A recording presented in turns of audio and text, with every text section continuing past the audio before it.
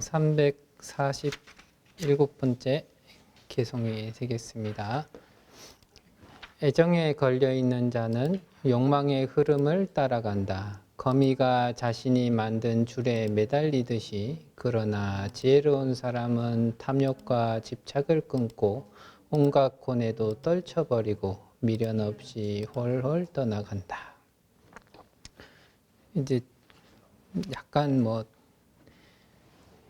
다른 얘기긴 하겠지만서도 이제 처음 출가했을 때 그 스님들이 중은 떠날 때 뒤돌아보는 것이 아니냐 이런 얘기를 이렇게 해서 그게 중의 무엇인가 이런 생각을 하고, 누구하고 만났을 때 이제 뒤돌아보지 말자 이러면서 이제 뚜벅뚜벅 앞만 보고 걸어갔었는데, 어느 한날 이렇게 만났다 헤어진 사람들이 이제 그런 얘기를 하더라고요. 스님은 아쉬운 게 없나 봐요. 헤어질 때 뒤도 안 돌아보는 거 보니까 우리를 싫어하는 것 같기도 하고 괜히 만난 것 같기도 하고 이런 느낌이 든다. 그래서 그냥 어차피 만나서 할 얘기 다 했으니까 이제 각자 갈 길 가면 되지 않느냐 이렇게 얘기했을 때도, 그래도 한 번쯤은 돌아볼 만한데 안 돌아보니까 너무 아쉽더라. 보통 사람들은 돌아보던데 이렇게 하는 것처럼, 이 약간의 애착이라든지 애정이 딱 걸려 있으면은 이 훌쩍 떠나는 것이 되지 않고 미적미적거리거나 미련을 담거나 혹은 그거 걸려 있어가지고 그 자리를 못 떠나고 맴돌거나 이런 일들이 우리의 일상생활에서 매우 매우 자주 일어난다. 애정을 가지고 있는, 나는 이것이 있으면은 참으로 즐겁고 행복하다 하는 갖가지 대상들이 있으면은 거기에 딸려가지고 또 살아가게 되더라 이런 거죠. 우리가 이제 컴퓨터나 정보나 유튜브나 특히나 이제 요즘에 쇼츠 영상 중독인가 이런 게 있던데, 그런 것처럼 이 사람들이 이제 짧고 임팩트 있는 뭔가를 좋아하다 보니까 쇼츠라고 하는 아주 짧은 길이의 영상들이 유행을 하게 되는데, 그게 유행하고 나니까 사람들이 이 시간이 얼마나 지나가는지 알지 못하고 그 영상 보는데 시간을 훌쩍 보내더라.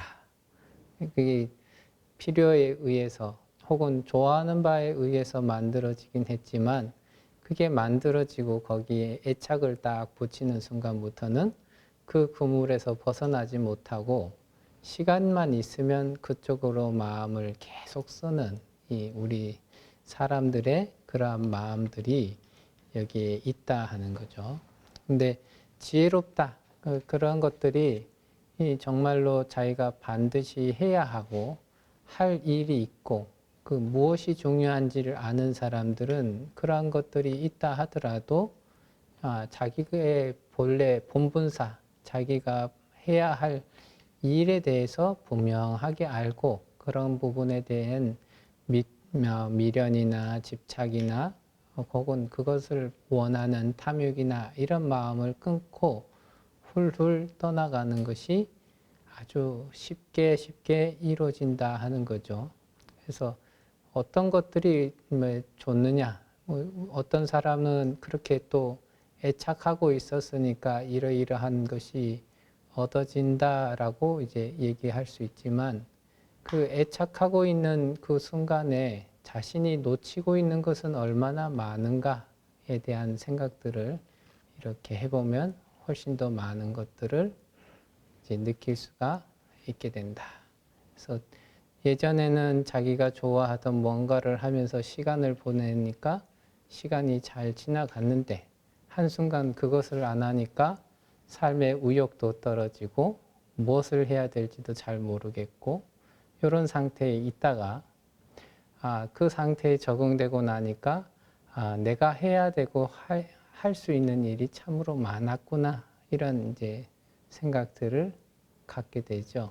그런 것들이 점차 늘어나는 것이 바로 지혜로운 삶을 살아가는 사람, 부지런하게 살아가는 사람, 이런 사람들이 그렇다. 그 전에는 이런 애정의 그물에 걸려가지고 계속적으로 거기에 매달려서 벗어나지 못하고 괴로워하고 하는 그러한 일들이 꾸준히 펼쳐지게 된다 하는 얘기가 되겠습니다. 그 다음에 348번째 개송이 되겠습니다. 앞과 뒤를 버리고 중간을 버리라. 생사의 저쪽 기숙에 이른 사람은 모든 것에서 마음이 벗어났으니 다시는 삶과 늙음의 업보를 받지 않으리라.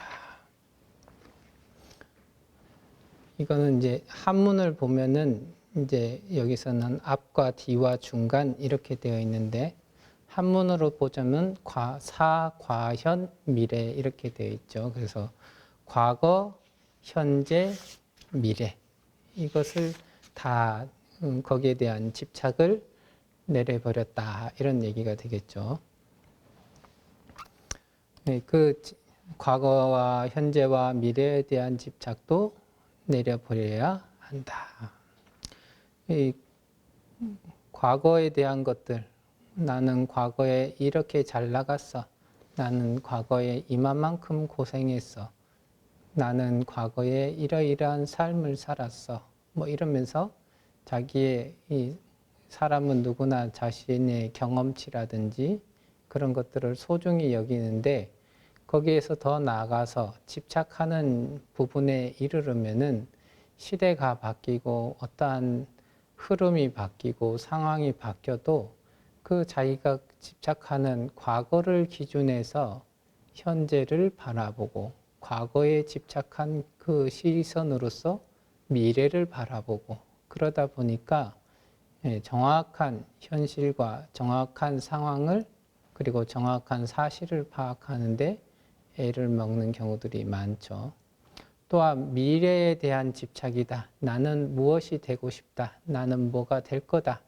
혹은 우리가 이제 삶을 마감하는 그 입장에 왔을 때는 나는 이러이러한 모습으로 가고 싶다. 뭐 이런 것들까지도 다 이제 미래 일에 들어가겠죠. 그런 부분에 대해서 계속 집착을 하다 보면은 현재 지금 자신이 해야 할 일들에 대해서 놓치기도 하고 또한 그 미래에 대한 생각이 아주 막연하게 자기가 원하는 부분 그리고 그것이 현실이 되기가 어려운 부분에 대해서 자꾸만 생각을 한다 하면은 그것이 결국에는 자기를 이래 좀먹게 되고 또한 너무나도 이 자기 생각으로 봤을 때는 굉장히 긍정적인 영역에서만 생각을 하게 된다면은 현실적으로는 그 모든 것을 내버려 두고 그 미래의 어떠한 것만을 쳐다보면서 그냥 나는 될 거다 이런 생각을 하게 되죠. 대표적으로는 미래 집착을 할 때가 그 전보로 가셨을 때 그 같아요. 전보로 가셔가지고 당신은 올해 대박운이 들어옵니다.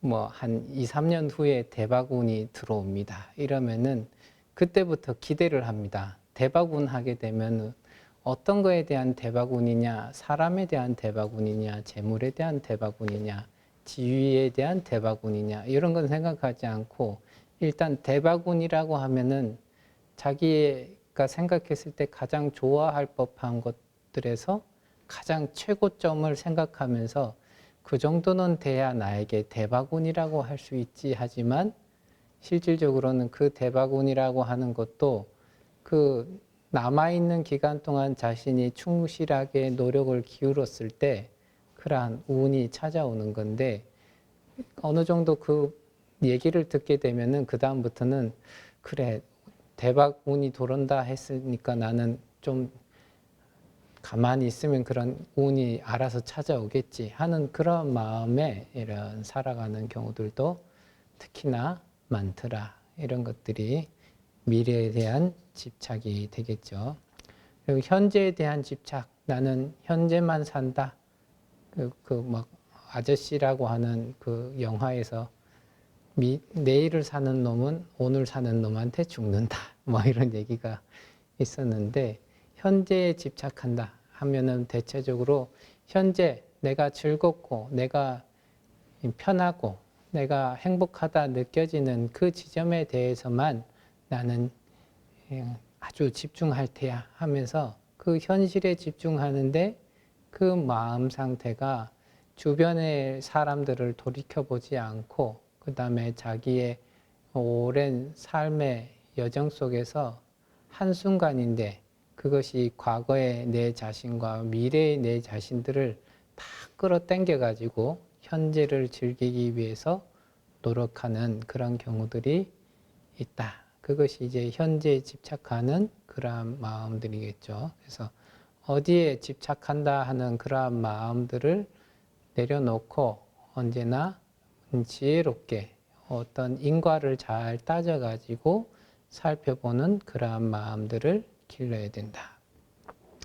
그렇게 해서 이 모든 집착을 버리고 모든 것에서 마음이 벗어났다라고 하는 사람은 반드시 생사윤회의 괴로움에서 벗어나는 그러한 인연들이 찾아오게 된다 하는 것을 이제 얘기하고 있습니다. 그 다음 349번 개송하고 350번째 개송까지 읽겠습니다. 의혹으로 마음이 어지럽고 끈질긴 집착에 얽혀 욕망을 깨끗하다고 보는 사람은 갈수록 집착이 늘어나 속박의 끈을 조인다. 의혹이 사라짐을 기뻐하고 부정한 것을 부정하게 보고 항상 생각이 깊은 사람은 악의 속박을 함께 끊을 것이다.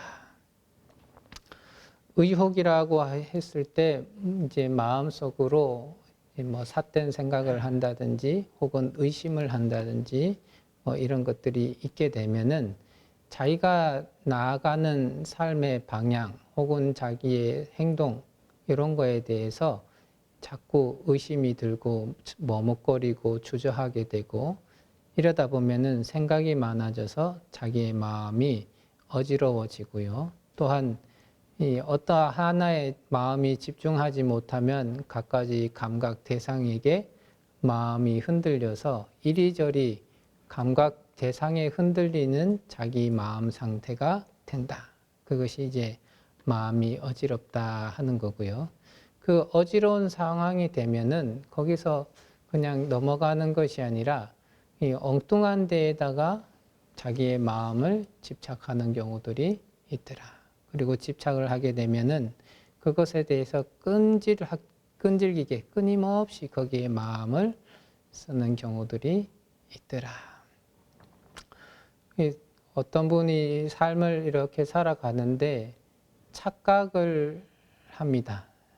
그 착각을 하면서 언제나 나의 이러한 삶의 고통들은 모두 다 남 때문에 내가 이렇게 괴로운 것이다. 이런 생각을 하다가 어느 순간 계기가 돼서 내가 이게 남 탓이 아니라 내 탓을 할 부분들도 있구나. 이런 생각들을 좀 하죠. 근데 자기한테 탓을 돌리려고 이렇게 생각을 하다 보면은 옛날에 남 탓할 때보다는 심적으로는 더 괴로운 거예요. 남 탓할 땐 자기한테 책임이 없으니까 막 전담할 수가 있었는데 자기한테 탓을 돌리니까 책임감은 무거워지고 남한테 이렇게 던질 수도 없는 상황이 되니까 괴롭습니다. 그러면은 다시 자기가 편했던 상태, 마음이 즐거웠던 상태인 남한테 탓을 하는 요 상태로 자기의 습관 상태로 돌아가려고 하는 그런 마음들이 이제 조금 불거지죠. 그게 이제 우리가 계속 끊임없이 자기에 집착하는 그 방향 속으로 꾸준히 자기를 끌고 가는 그런 힘이 있다. 그래서 이 감각적인 대상에 대해서 욕망하는 것이 깨끗하다. 이것이 좋은 것이다. 이렇게 보는 사람은 갈수록 집착이 늘어나고 속박의 끈이 조이게 된다.